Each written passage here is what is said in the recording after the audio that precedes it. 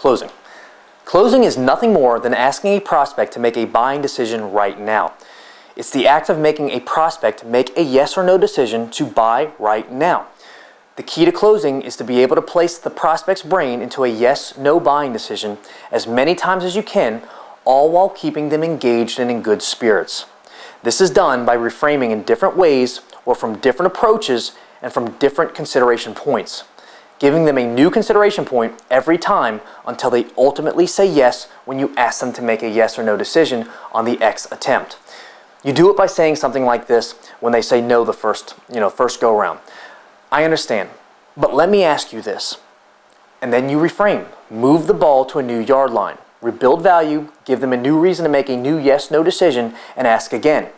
If you're closing right, sometimes you can be in the close for an hour, and in that time you asked, reframed, rebuilt value, offered new consideration points, and asked again. And this can happen 10, 15, 20 times, sometimes before they ultimately say, okay, yes, let's do this. And that's how you close.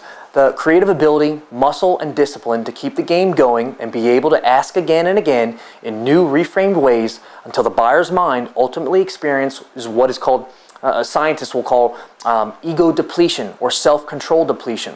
Upon first close attempt, the buyer's dorsolateral prefrontal cortex activates, causing the brain to resist impulsive action.